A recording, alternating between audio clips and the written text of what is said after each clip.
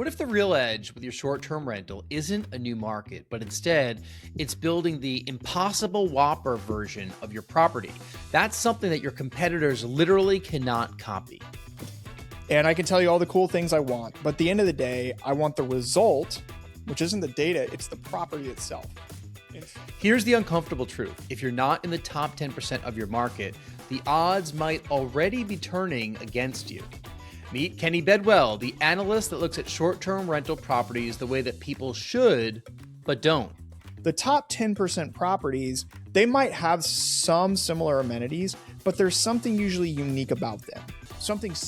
He's the guy who ignores the hype, follows the data, and tells investors what actually works when markets cool, competition tightens, and good enough listings stop performing. There's other types of commercial assets out there that people can get involved in that aren't necessarily boutique hotels or motels. Hi there, I'm Jason Muth. I'm a 34-time Airbnb superhost. After working in the media business for over 25 years, I started building my chapter 2 through the world of short-term rentals. Since then, I've hosted over 7,300 guests and their furry friends at our properties, between the ones that we own and the ones on behalf of our clients. It's over $30 million worth of vacation rentals. This show is all about helping you create a smart stay, personal, profitable, and built to last. It's real world hosting done smart. Let's go. Well, today on Smart Stay Show, we are joined by Kenny Bedwell, one of the smartest dudes in the short-term rental space. I've seen Kenny speak multiple times at conferences around the country, and I just said to Kenny, I've seen you dressed up as Waldo multiple times. He's like, oh, wow, that's going back. So, yeah. I think I first crossed paths with you 2022 somewhere, maybe at BP Con. Mm-hmm. And I'm like, who's this guy dressed as Waldo? But you definitely drew a crowd that way. I think you're good at that. Yeah, it's funny. So I like to do kind of unique things when I speak. It keeps people engaged and very exciting. And so like this year, I did a whole theme around the Impossible Whopper from Burger King. And I actually threw out, I wasn't dressed as a Whopper, but I actually threw out Impossible Whoppers from on stage to people. So like I'm on stage throwing Whoppers at people, and they have like messages that I had them read them out loud and tied into the presentation. And so that was kind of the theme for this year. And next year I got to come up with something else. But yeah, so like every time someone's like, oh, you're the Whopper guy, or you're Waldo, or, whatever else I've done in the past. And so it's been fun. I know exactly where I saw them in one of the conferences. So did you tie the Impossible Whopper to finding impossible cash flowing real estate? Is that, or short-term rentals? No. So I'll share the story because it's a really good story, actually. So in 2018, the CEO of Burger King, Jose Sills, came out with the idea of, the Impossible Whopper on the Burger King menu, or calling it Impossible Whopper. It was basically a meatless version of the Whopper. At that time, Burger King was known for doing one thing, which is copying everything that McDonald's does. Like if you think about it, if you see a McDonald's, usually across the street, there's a Burger King. And that was their philosophy. They would go, McDonald's would spend millions on marketing and finding the perfect location. And Burger King would go, okay, we're going to let McDonald's do that. And then we're just going to pop up across the street because they've done all the research for us. But the problem was during that time in, 2017, 16, the fast food industry was down about 10%. And so Burger King's like, we can't just keep copying what McDonald's does because that we're going to have the same results. How do we get ahead? And that's where they came up with the Impossible Whopper. And they did a big marketing push and campaign. And if anybody listening, or even you guys remember, there was, they were running up to people in the street, try this hamburger, does it taste like a Whopper? And they're like, yeah. And they're like, actually, it's an Impossible Whopper. And, people's minds were blown, and it was successful that year. So Burger King was up about 7% year over year. And the rest of the fast food industry was down 11%. And so the real message isn't that, it's the fact that the Forbes magazine interviewed the CFO of McDonald's the next year and said, when's the Impossible Big Mac coming out? And you know what he said? He said, I don't know how they're financially doing it. It doesn't make sense. We can't figure it out. It's too expensive. It doesn't fit with our menu, all these different things, reasons why we're never going to do an Impossible Big Mac. And so Burger King found something that worked for them that not everyone else could replicate. In a down year, they found success. And so I show, and then I show in the data, in the STR data, I show the average revenue of short-term rentals year over year for the last 3 years has fallen 10% every single year. But if we look at the top 10 percentile, they're up 10% year over year, not down 10%. So the lesson is, how can I create a unique, impossible Whopper situation with my property by adding certain amenities, design, decor, whatever that is at the property, make it unique to be able to find that property with that impossible Whopper. I love how we finally got back to it. I'm like, I know he's a great storyteller also. So the fact that it ties it. Yeah. Sorry. He ties it in. Kenny can captivate a room. I've seen you on the main stage at BPCon 22. You've been at STR Insights. We've been to a bunch of different conferences where we're all kind of in the same room together, learning from each other. STR Insights is always just the premier data source in the short-term rental space. And, I'm curious how your business has evolved over these past couple of years. Because at first I knew you as like the data guy, where you could really look into, what was going on in a market and find those gems and find those impossible Whoppers. But it looks like, just in our casual conversation before we hit record, you probably put your money where your mouth is, and you're an investor across a number of markets now, including a boutique hotel, which I want to get into. But it looks like your business has also evolved a little bit. So why don't you tell us about where you were and where you're headed? Absolutely. So we had a software before STR Insights. It was just data. And when we were interviewing customers, what can we do to improve? How can we improve the software? What can make it more useful for you? We kept getting the same answer, which was, I just want a good property. Like, I can have all the data in the world and I can tell you all the cool things I want. But at the end of the day, I want the result, which isn't the data, it's the property itself. And so what we started to do is say, okay, how can we implement our data with teaching or consulting or teaching and to help people find a property? And then it got to a point where we were just finding properties for people and they were paying us to do that. And that's really where the business has evolved to today. Is we've gone more on a services approach where we actually help people find deals rather than just like, here's the data for it. Do you actually talk to the clients and say, does it matter what market you want to invest in, or do you find out you want a beach market, a mountain market, or do you just say, hey, listen, like I have this list of deals and they cash flow from this number to this number. Do you just want any of those? Yeah, I wish that worked. So it doesn't, unfortunately. People have three really big constraints that impact where and what they invest in. Number one, I got to know what their budget is. So I could have a whole list of properties and they can't afford any of them, we're out. So I got to know what their budget is and what they're willing to invest in the property. Number two, I got to know what their ROI goals are. So a lot of people, say, I want something that cash flows. Well, how much? What are you looking for? At minimum, what gets you excited? So I got to know what that is. And then the third biggest piece is, what are your personal preferences? You kind of touched on is, do you want beach markets, mountain markets, lake markets? I understand those three things. I've got the data to be able to tell me, okay, look, we've got here's a list of markets that fit what you're looking for. How do you feel about that? How does that, jive with you? And if they're like, yeah, I am really excited, let's find something in one of these markets, then we move forward with our services. When you ask what their expectations are for a return on investment, there's kind of this, I think, misperception that return on investment is just purely about more is better, right? My goal is just to get as absolute much as possible. Well, sure, that's everybody's goal, but I think some people have different expectations for cash on cash return, potential appreciation upside. And it really then comes down to what your personal goals are and articulating them. Am I getting this right? And what are the range of different goals that you see that when people come to you? Yeah. So there's four in real estate. I found that there's kind of four pillars that I look at. So there's cash flow, there's tax savings, there's appreciation, and then there's equity pay down. Okay. Obviously, buying any real estate, you're going to do some sort of pay down, right, on the debt if you're not paying cash. But then the other three. So people come to us with different, and they don't really understand yet what drives them in an STR search. A lot of people are coming to take advantage of the tax savings to offset W-2 income, the STR loophole, that good stuff. That we don't need to get into, but I'm sure you guys have talked about that before.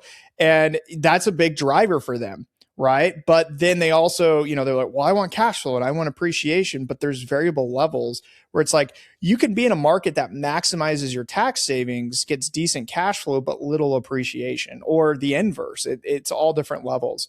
And so what we try to do is sit down and go, okay, at minimum, not at maximum, because everyone wants to maximize everything, duh, right? And when someone says, I'm like, well, what do you want to do? And they're like, I want to make money. And I'm like, cool, how much? Like what is the point of all this? Why are we doing this? And so I say at minimum, what, for cash flow, for appreciation, for tax savings, at minimum, what are you looking to do? How much? And it's a deeper conversation on that realm to get them thinking about not just like, I want a property that has a good ROI, but long-term plays. I think that people want all those things. They want appreciation, tax savings, cash flow, everything. Yeah. It might not be, you might not be able to find a property. Maybe you can, that can check all four of the boxes. It was probably a lot easier many, many years ago. But these days, like, are you finding a property to be successful in your mind? Or is this like, a property worth investing in if it checks two of those boxes or three of those boxes, whatever the boxes are that the client is coming to you for? Yeah. So, this is the hard part. I'm going to give a terrible answer here, but I'll elaborate. It depends on the client. I really should be a spokesman for the diaper company. It depends, because I say that all the time. It depends. It depends on the market. It depends on the property. It depends on the person. It really does. Like, why, like, what tax goals do they have? What, how long are they going to hold the property? That impacts appreciation. Most people are, I'm going to hold it for, 10 plus years. Okay. Well, maybe we don't need to be focusing on like these very high appreciating markets, that are hot right now.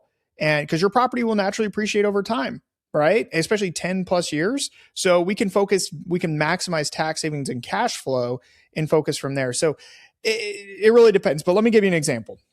If someone came to me and they're like, Kenny, I want to maximize tax savings first. I want decent cash flow, and then appreciation will come. No one has a crystal ball. I'm not expecting a whole lot. I'm going to hold this property for 10 plus years. I'm going to start with states that give them the better tax savings bang for their buck. States like North Carolina, Tennessee, Ohio, Wyoming, low land to building value ratios, because you can't depreciate land, right? Step number 2 is the cash flow. All right, cool. Where within those states give me the best cash flow? Okay, well, North Carolina, Tennessee, it's going to be in the mountains, right? Wyoming, obviously, that's about it, is out there in the mountains. Ohio, probably like central Ohio, but it's not going to be in the city. It's not going to be in the beaches of these markets, because those markets have better cash flow. The mountain markets do. So it starts to really like refine as we like go through each of the ones, but we start at the top and then work our way down. It's like kind of like a funnel. Do things ebb and flow as bonus depreciation kind of comes and goes? Like over the past few years, that number went from 100 to 80 to 60. We're back at 100 right now. Yeah. So do you see changes with the markets that you're recommending, or with the types of conversations you're having based on that stat? Yeah. I mean, yes. So markets change over time, right? And I know it's probably an obvious statement, but it's kind of shocking too. Like, 2-3 years ago, I was telling zero person to go to Joshua Tree, California. There's literally no reason to go there. I was like, there's no appreciation right now. You'll lose money on that. There's no tax savings because it's California, and the cash flow, it's so competitive and saturated. Do not go to Joshua Tree, California. Well, what happened? Joshua Tree this year tanked in the real estate market. Okay. And, I apologize if you're a realtor there and you want to argue with me, just DM me, let's chat about it. But the reality is, you look at the numbers, it tanked. However, because it tanked, it brought prices back down to reality based on the current revenue performance. So there was actually some opportunity in that market this year. And that surprised me. But then I thought about it. It was like, Kenny, economics change, markets shift. I need to be comfortable accepting and, turning away from certain markets, or accepting markets that I had probably said, hey, don't go there last year, because they make sense now. It's all about your purchase price, right? And revenue and, your debt service. But those things together really make up the ROI deal. And I'm seeing market shift over time. And we actually had several clients end up buying in that market this year. So when you are working with somebody for the first time, are they kind of an institutional investor that has done this many times in the past, or are they brand new to investing in income generating real estate? Like, who's coming to you these days? About 75% are new. And then the other 25% are I ain't got time to find, but I got money. So Right. I work with both. There are some, institutional investors, they're buying $2-3 million properties. They're really going after, aggressive deals. And then there's the newbies who are like, I'm scared. I'm buying my first one. I don't want to mess up. I handle both. So, And the ones that are scared, are they like pretty set on the markets they want to go to, or are they still open and saying, hey, listen, like here's kind of the complexion of where I want a property. Maybe we'll use it, maybe we'll not. What are your thoughts? And then what happens there?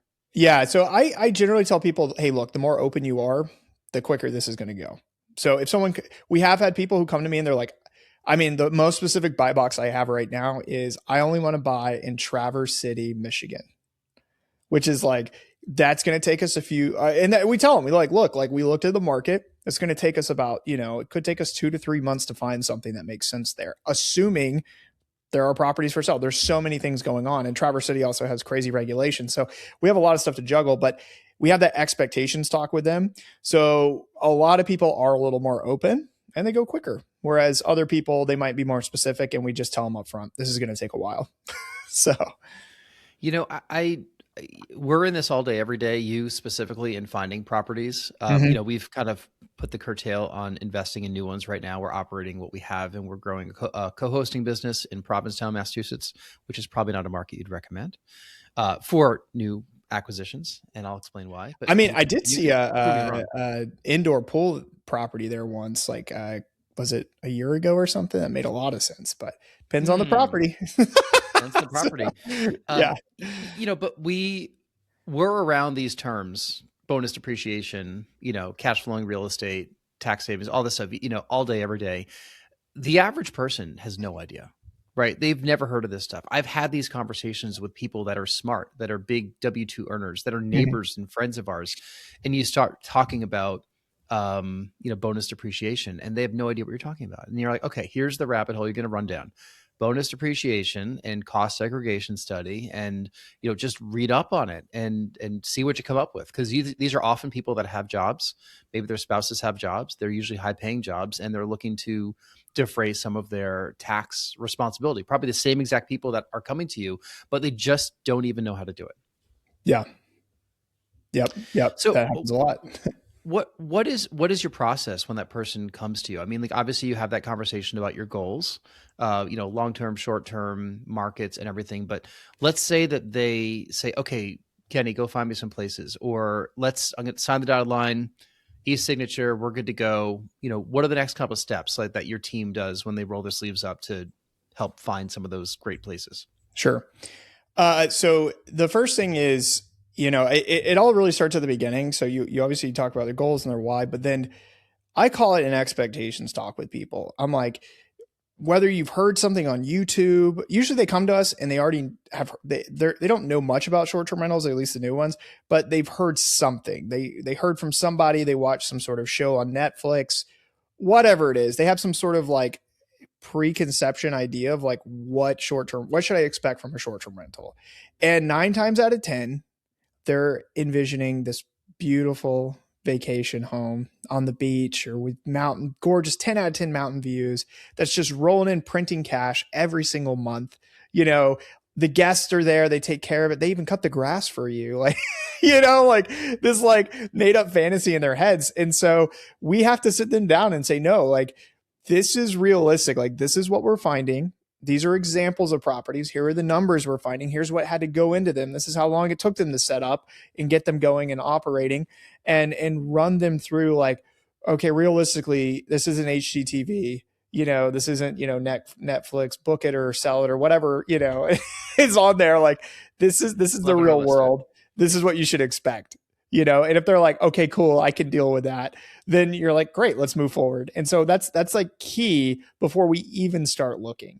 But once they sign on the dotted line, we start looking. But because we know we're clear on expectations, that's the biggest thing I've learned the last 3 years of trying to do this for people, is be very clear on expectations. Do you ever consult people who already have properties that just want to make them better, either with amenities or with upgrades and improvements? And if so, what are some things that people could be doing who are listening to this, and maybe they're not in the market to buy something, but they just want to make their property into one of those top 10% in the market? Yeah, for sure. So to kind of answer that in order, so do I consult with people? People I know, like if you guys were like, hey, take a look at our portfolio, I'd hop on a call with you. Random strangers, I'm like, send me the info and I'll like email you back. I'd eat up a lot of time if I did that for everybody. But here's the thing. I've realized that the data, going back, we're going to tie this into the impossible Whopper thing again, because why not, right? Going back, the data shows a lag of the trailing 12 in the history, right? It shows what's worked in the past. It doesn't show what can work in the future. And so something I've learned recently is that the top 10% properties, they might have some similar amenities, but there's something usually unique about them, something special, and in some markets, especially where you guys are at, you're competing against, I call them Gilmore Girls or Grandma's Closet houses. Like they just don't have, the level of the level of design and decor. And that's what I call a moat, essentially something that separates you from everybody else.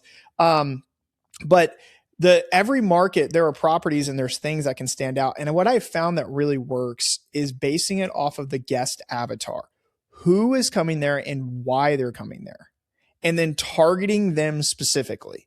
And I found that the short-term rental properties that do that the best in their markets do very well, And so, for example, I'm looking at another property in New York right now, and I'm looking at the reviews, and I'm looking at who is coming there. And sure, there's families and there's, adult trips and there's all these different things.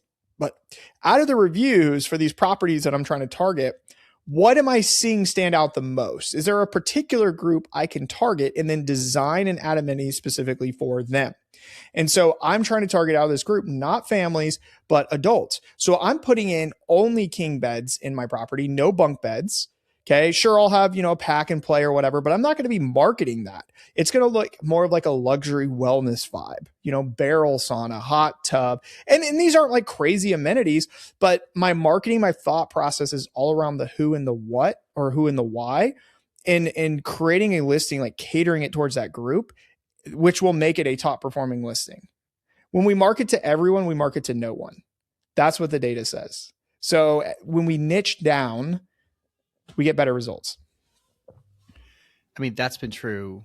I've been in the media business for a long time. That was always true in the media business too. They always said to niche down. If you wanted to put a format on the radio, that worked really well. And, back in the day, that's what we used to do. I worked for the research team for iHeartMedia, and we would find the playlist of the 300 songs to launch with that really helped define the station and explain to people, like, this is who we are. You have an identity right here. You're not a little bit of everything to everybody. And It's interesting to hear how that is still true today. Rory, Kenny's talking a lot about some things that we've also heard from the design side, because we've hosted a number of designers here on Smart Stay Show. And they also always begin with the customer avatar and designing to them. Like, look at these common themes that everybody has. The data people and the design people, they're all saying the same thing.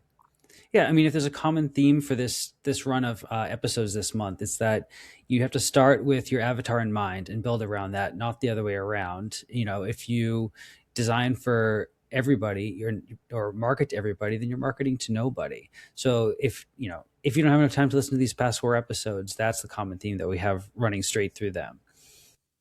I think one of the keys also is that there's so many people that are not doing it that well, right? I mean, Kenny, how many listings have you looked at?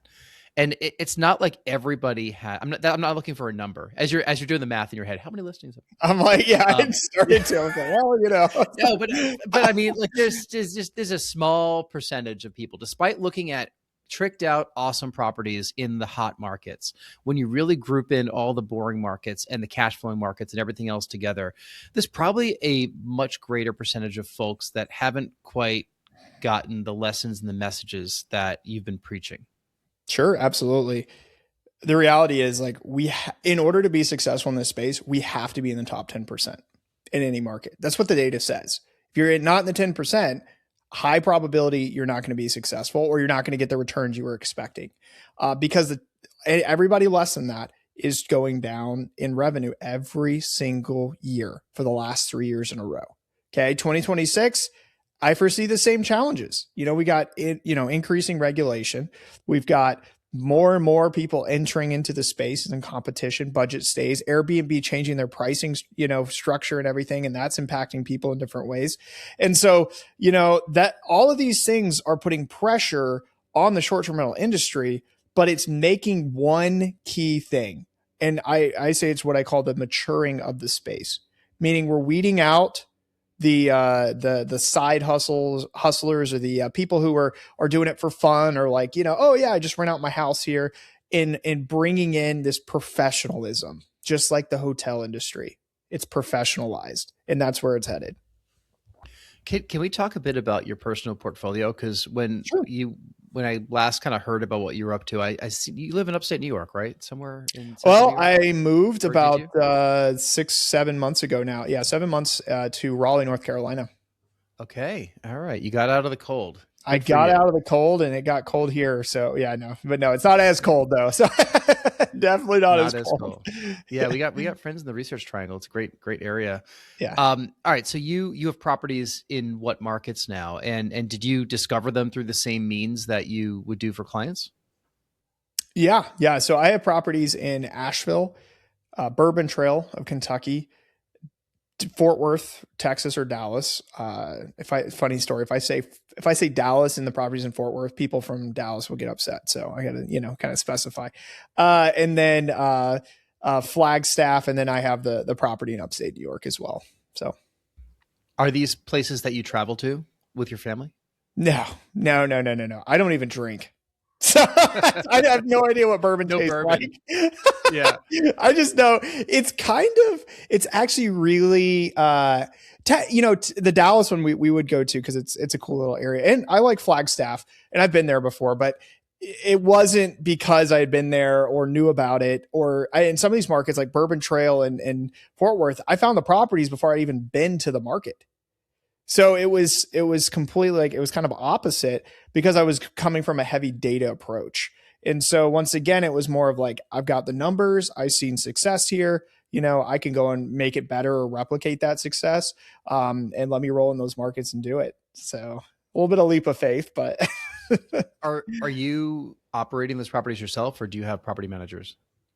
No. So I use a mix of, technically yes, for the tax savings, but I have a team. So I have VAs and assistants. So, right. But you don't outsource that to anybody for, 20, 25% or anything like that. No, I don't. Right. All right. So you're building up your systems in each of those markets with your team of VAs. And since you're probably a very systematized guy, what have you learned with that element of the business too? Because we have a lot of people that are self-managing just like you are. Yeah. One thing I've learned is keep it simple. There are so many shiny subscriptions out there, like shiny objects, technology. There's AI, and there's, all these different property management software and plugins and services and things like that. And, they sound cool, but the problem is they cost money every single month. That's what they want. And so I have found that by kind of minimizing, and really maximizing current softwares and what they can and can't do, I get by just fine without needing all of that. So yeah, that's what all start to sound about the same, all the tech companies, and all the names are synonymous. It's true. There is so much. And then, I recommend people at least once a year, if not twice a year, do an audit of all of their current technology and see if you can get better prices, or there's other companies that have come up that are pretty much the same thing that are cheaper or offering discounts. You'll be surprised. So yeah, we're kind of at that point right now. I'm just building my budgets for next year, and we're recording this toward the end of 2025. But yeah, I have lots of lines of tech that I now pay for. And I'm sure that I could probably shave a couple off because others that I already have probably do a very similar thing. We're very much in growth mode right now.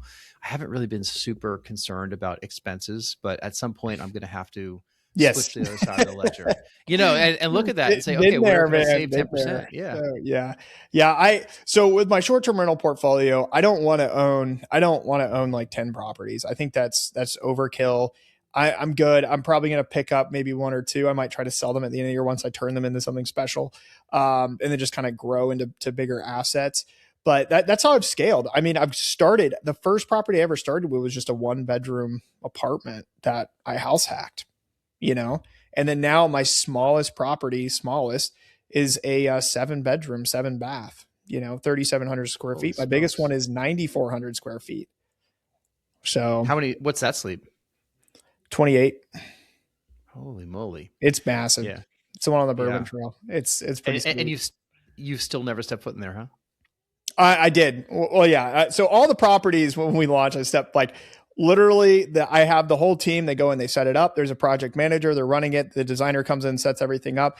And then I walk the property and go, this is wrong. We need to fix this, all this stuff. And then they fix, but that's the only time I do it. So, and then so depending on how long they've been in the service, I mean, Asheville's been the longest. It's been about 1.5 years. So I try to go back once a year to all the properties and check in on them.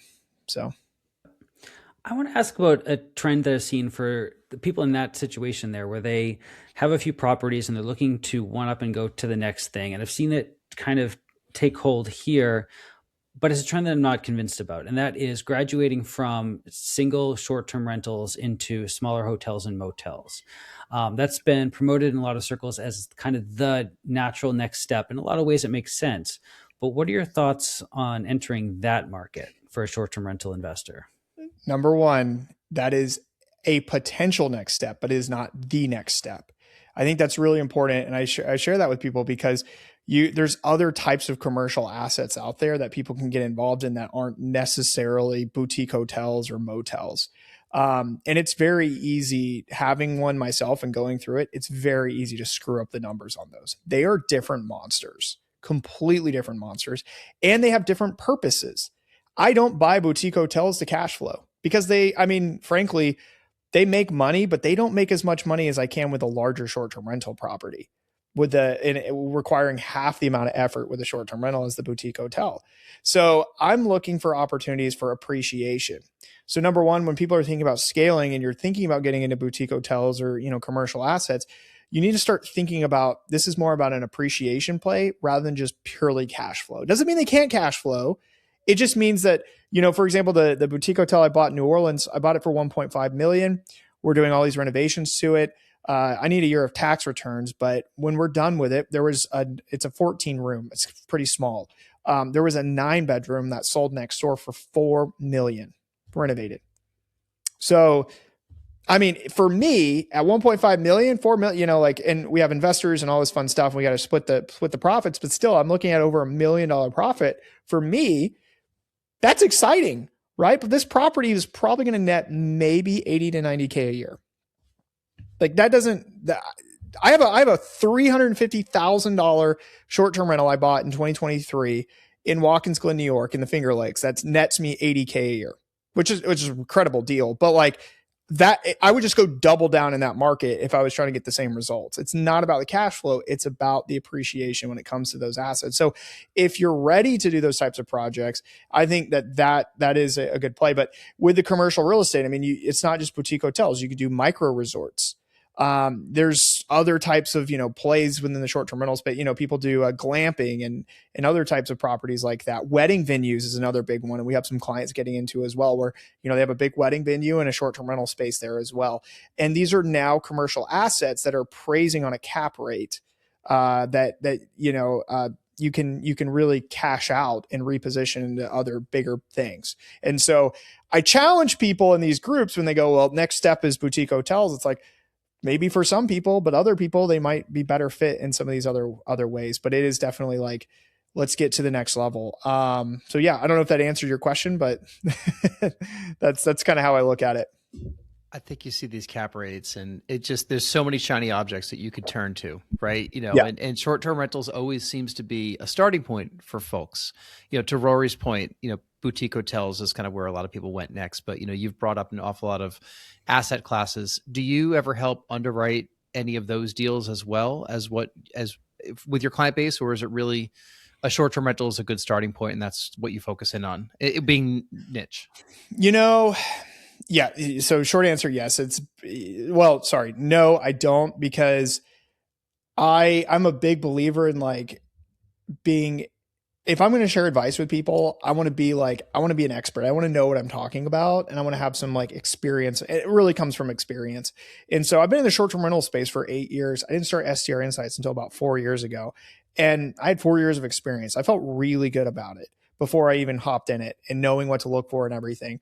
And the boutique hotels and stuff, I have some experience with it, but I don't have enough to confidently tell someone, yes, this is going to be a good deal for you. So I don't personally. I can do it, but I'm still new. it's still a little scary. Just like if I was buying that second property, or even the first property, it's like, I think this is right. But I think really experience comes with that. So no, I don't really, I'll help people and guide them as best as I can, but I put a lot of disclaimers on that.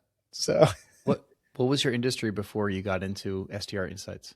So I was a data analyst at Citibank and focused on the equities market. And so we looked at big data and analyzing it and seeing how companies perform, and made essentially stock projections. What a natural transition into this space. All you have to do is say you're a data analyst, and a lot of the STR folks will just be like, all right, this dude's smart. So yeah, this guy give us some insights. Yeah. Go ahead.